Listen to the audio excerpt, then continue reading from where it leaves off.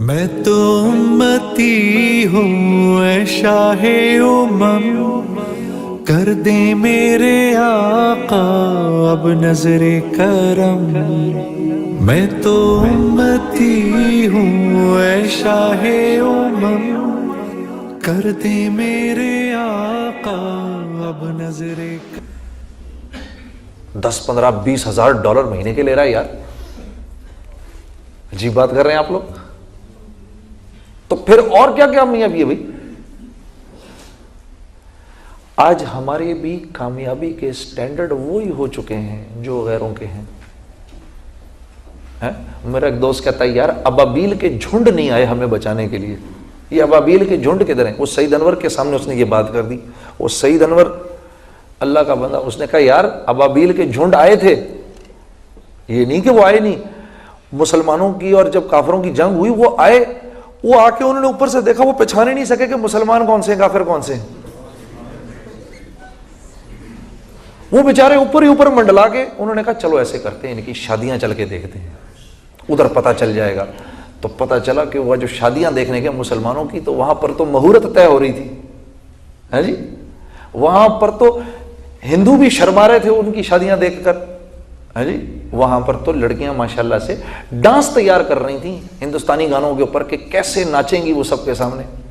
وہ بیچارے ادھر بھی کنفیوز ہو گئے، ہے جی، ابابیلیں ساری۔ پھر انہوں نے کہا چلو ان کی چل کے تجارت دیکھتے ہیں، تو جو ان کے بازاروں میں گئے تو پتہ چلا کہ یار وہاں بھی کنفیوژن مچی ہوئی ہے، ادھر بھی بینک جو ہیں اس وقت 9% جو ہے سود دے رہے ہیں، حالانکہ جاپان میں اور امریکہ میں 2 2.5% جو ہے۔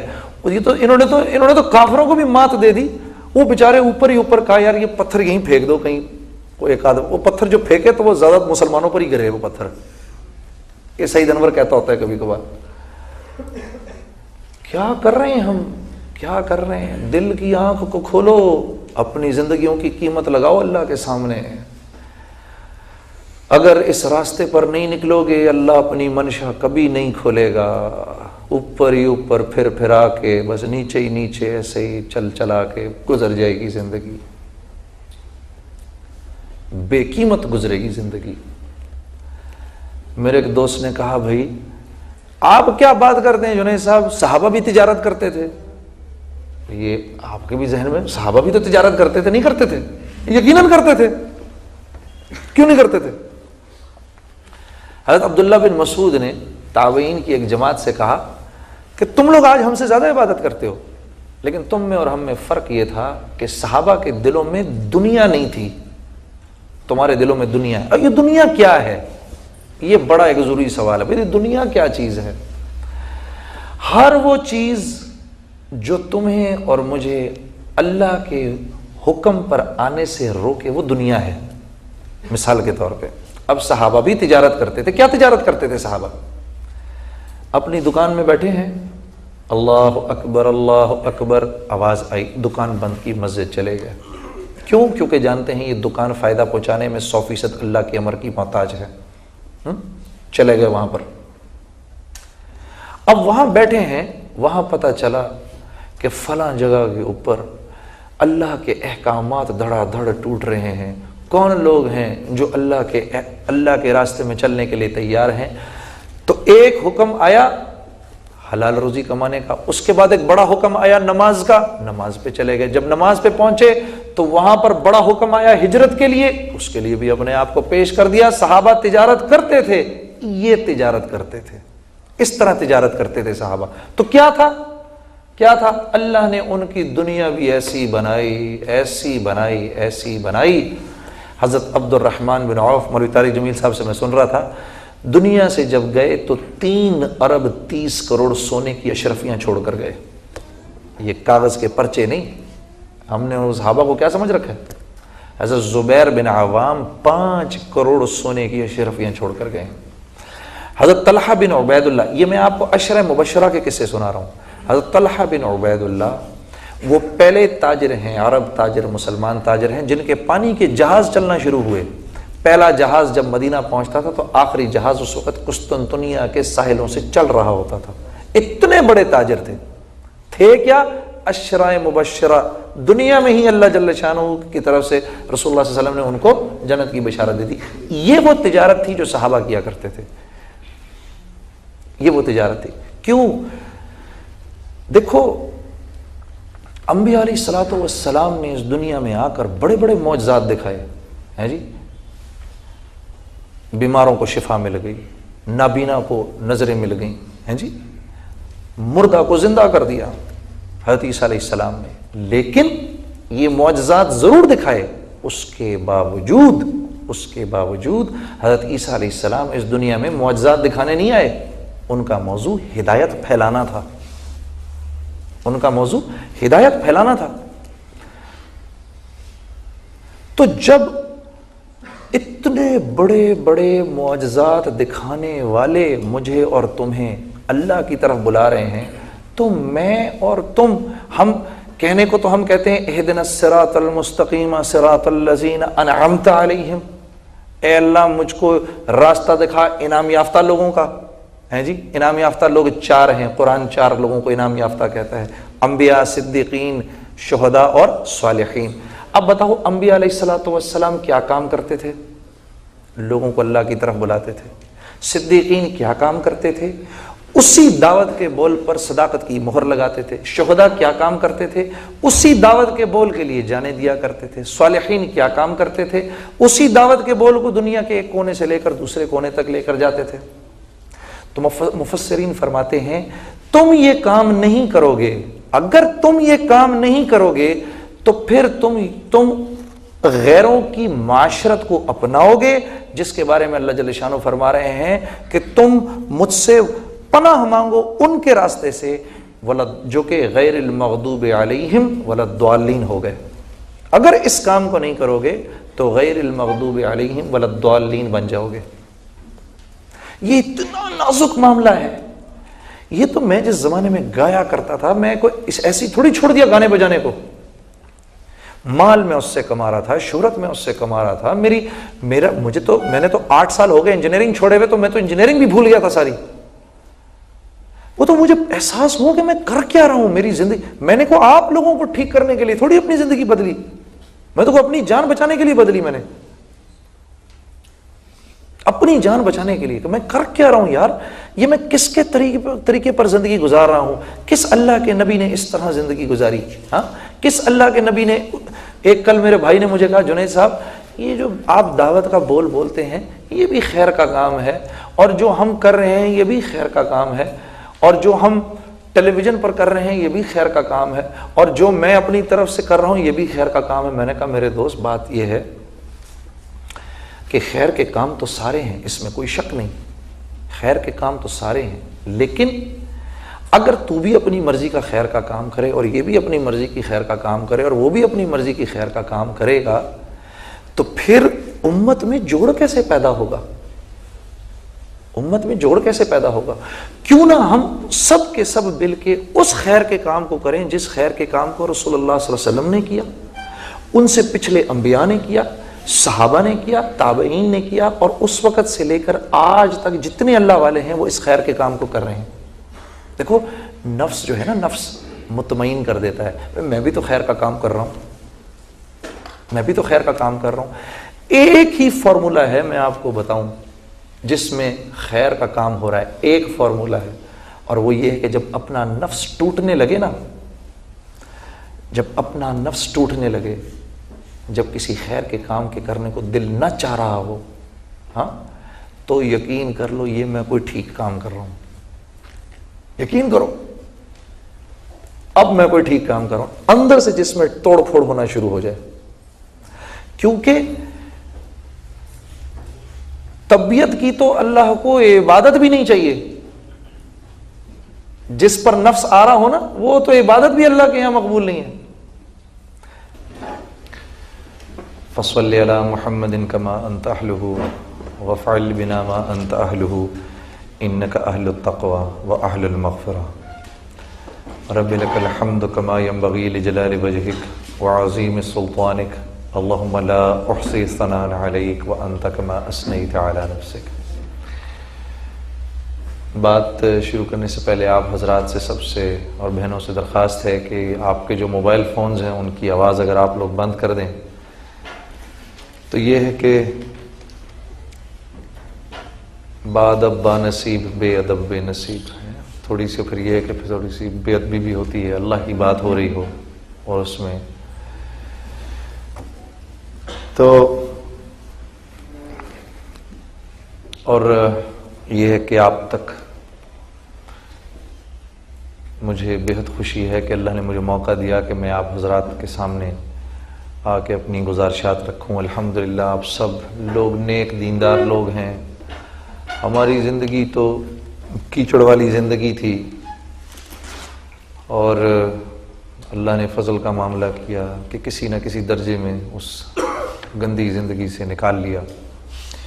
میں اپنی بہنوں کا، میری بہن نائلہ اور میری بہن فرا، ان کا بہت شکر گزار ہوں کہ یہ گاہے بگاہے مجھے بلاتی رہتی ہیں یہاں فیصل آباد میں، اور ماشاءاللہ سے خود بھی یہ اور ان کے خاندان والے مرد بھی اور عورتیں بھی اور بچے بھی پوری تندہی سے، انتہائی اخلاص سے اللہ کے حکموں پر آنے کی خود بھی کوشش کر رہے ہیں اور حتی الامکان کوشش کرتے ہیں کہ اللہ کا یہ پیغام اوروں تک بھی پہنچ جائے۔ میرے عزیزو، کوئی نئی بات آپ کے سامنے میں نہیں رکھوں گا، وہی میرا آپ کا جو بھولا ہوا ایک سبق ہے، جو کہ جس سبق کو ہم تک آپ تک پہنچانے کے لیے اللہ جل شانہ نے اس دنیا میں تقریباً 1.25 لاکھ انبیاء علیہ الصلوۃ والسلام بھیجے، وہی سبق میں آپ کے سامنے دہراؤں گا۔ اللہ جل شانہ نے دنیا اور آخرت کی ساری کامیابیاں مجھ تک آپ تک پہنچ جائیں اور میں اور آپ ساری کی ساری ناکامیوں سے بچ جائیں، اللہ نے اس کے لیے اپنا دین مرحمت فرمایا ہے۔ اور دین بمعنی کلی ایک معاشرے کا نام ہے جس میں مختلف طبقات کے لوگ، مختلف زبانوں کے لوگ، مختلف برادری کے لوگ مل جل کے رہتے ہیں۔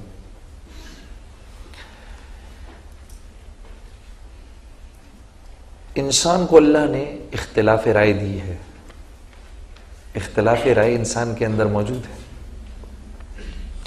دو بھائی آپس میں اختلاف رکھتے ہیں، بلکہ بھائیوں کو تو چھوڑو، ایک انسان اپنی ذات میں بھی اختلاف رکھتا ہے، یہ والا گلاس خریدوں یا یہ والا گلاس خریدوں، اس چکر میں بڑی دیر پھنسا رہے گا۔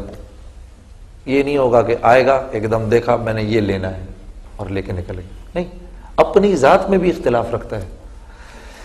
تو اختلاف رکھنا کوئی غیر فطری بات نہیں ہے، لیکن دین اللہ نے دیا ہے کہ یہ مختلف لوگ جو مختلف قسم کی رائے رکھتے ہیں، یہ کیسے ایک ہو کر ایک معاشرے میں رہیں اور وہ معاشرہ جو ہے وہ سرسبز و شاداب بھی ہو۔ اس کے لیے اللہ نے اپنا دین دیا ہے۔ دین دراصل اللہ سے استفادے کا طریقہ ہے۔ دین اللہ جل شانہ نے زمین کو اور مال کو اور تجارت کو اور حکومت کو اور وزارت کو سامنے رکھ کے نہیں دیا، اپنی ذات کو سامنے رکھ کے دیا ہے، ٹھیک ہے، تاکہ غریب سے غریب جو ہے وہ بھی اللہ کے حکموں پر چل سکے، امیر بھی اللہ کے حکموں پر چل سکے، ہاں، مصروف آدمی یہ نہ کہہ سکے کہ جی میرے پاس وقت نہیں تھا، اللہ کے رسول سے صلی اللہ علیہ وسلم سے زیادہ کوئی مصروف نہیں ہو سکتا۔ امور خانہ داری میں پھنسا ہوا آدمی یہ نہ کہہ سکے کہ جی میں کیونکہ بیوی بچوں میں پھنسا ہوا تھا میں اس لیے نہیں کر سکا۔ آپ صلی اللہ علیہ وسلم کی تو 9 ازواج مطہرات تھیں، سب کو پورا وقت دیتے تھے، ان کے تمام حقوق پورے کرتے تھے، وہاں پر ان کا ناک نقفے کا بندوبست کرتے تھے، سب کچھ کرتے تھے، اس کے باوجود دین کا کام کرتے تھے۔ حکومت والے کل یہ نہ کہہ سکے بھائی میں حکومت میں پھنسا ہوا تھا میں اس لیے اللہ کے حکموں کو پورا نہیں کر سکا، اللہ کے رسول نے حکومت بھی کر کے دکھائی۔ فوجی یہ نہ کہہ سکے کہ بھائی میں اللہ کے حکموں پر نہیں چل سکتا تھا. اللہ کے رسول نے 19 غزوات کے اندر سپہ سالاری بھی کر کے دکھائی. تاجر یہ نہ کہہ سکے کہ بھائی میں نہیں کر سکتا تھا. اللہ کے رسول نے تجارت بھی کر کے دکھائی, اس میں اللہ کے حکموں کو پورا بھی کر کے دکھایا.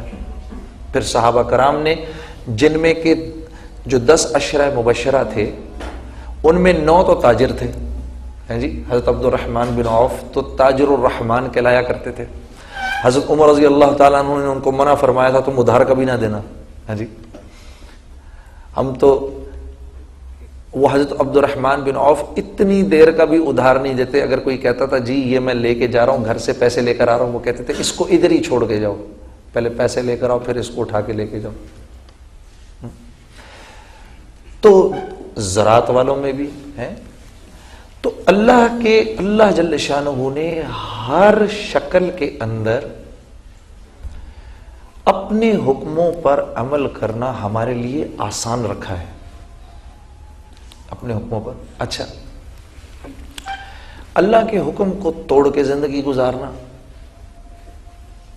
کل پرسوں میں اسٹوڈیو گیا ہوا تھا کیونکہ میں نعتوں کی نئی البم ریکارڈ کر رہا ہوں. تو وہ جو میرا ریکارڈسٹ تھا اس نے مجھ سے جب میں جانے لگا کہا جنید بھائی آپ سے بڑی ضروری بات کرنی ہے. میں نے کہا ہاں بولو. کہتے ہیں میں یہ گانے بجانے کا کام چھوڑنا چاہتا ہوں. میں نے کہا الحمدللہ الحمدللہ. کیوں؟ کہا کہ بس مجھے لگتا ہے یہ کام ٹھیک نہیں. میں نے کہا الحمدللہ. تو میں نے کہا کہ یہ خیال تمہیں کیسے آیا؟ کہا جب آپ پچھلی دفعہ البم ریکارڈ کر رہے تھے آپ نے بڑی باتیں کی اس طرح کی, میں سوچتا بھی رہا ان کے بارے میں. تو کوئی معیار تو ہوگا جنید بھائی جس معیار کی بنیاد پر آپ نے گانا بجانا چھوڑ دیا. میں نے کہا یار معیار تو تھا. کہنے لگا وہ کیا ہے؟ میں نے کہا بھئی اس وقت تیرے سامنے میں کوئی حدیث تجھے بتاؤں, قرآن سے کچھ تجھے ثابت کروں یا کرنے کی کوشش کروں تو وہ میں کر نہیں سکتا کیونکہ میں تو کوئی عالم تو ہوں نہیں, یہ تو کوئی عالم ہی کرے گا. میں تو تیرے سامنے موٹی موٹی بات رکھتا ہوں کہ حرام کمانا دراصل مشکل ہے, حلال کمانا آسان ہے. کہا یہ کیسے؟ میں نے کہا تو یہ دیکھ اس دنیا میں ہیں یا اس تیرے کراچی شہر میں کتنے گٹار بجانے والے موجود ہیں؟ کہتا ہے جنید بھائی بہت تھوڑے. میں نے کہا کتنے ستار بجانے والے موجود ہیں؟ کہا جی بہت تھوڑے. میں نے کہا کتنا باجا بجانے والے ہیں؟ کہا جی بہت تھوڑے. میں نے کہا مجھے یہ بتاؤ کہ یہ باجا بجانا آسان ہے کیا؟ کہا نہیں بہت مشکل ہے. میں نے کہا یہ کیا گٹار بجانا آسان ہے؟ کہا نہیں بہت مشکل ہے. میں نے کہا تو دیکھ شیطان کیسا چکر دیتا ہے کہ وہ کام جو کہ مشکل ہے وہ سکھاتا ہے ہمیں, اور اس کے ذریعے اس مشکل کام کو کر کے ہم حرام کماتے ہیں. میں نے کہا جوا سیکھنا آسان کام نہیں ہے. تو کہتا ہے واقعی. میں نے کہا سارے مشکل کاموں میں ڈالے گا اور پھر ہم سے کمائی کروائے گا. ٹھیک ہے, اس کے برعکس دکان کر کے اس سے کمانا آسان ہے. لیکن یہ چکر بازی کیا کرے گا کہ جب تم اور میں حرام کمانے لگیں گے تو یہ ہمیں یہ نہیں بتائے گا کہ بعد میں ہمارے ساتھ کیا ہونا ہے. کہے گا دیکھ کتنے مزے ہیں, گانا گاؤ, سب سنیں گے, تجھے پیسہ ملے گا. ہاں, اور جب ہم حلال کمانے لگتے ہیں تو پہلے ہمیں سجھاتا ہے یار حلال کمائیں گے پہلے دکان کرائے پہ لینی پڑے گی,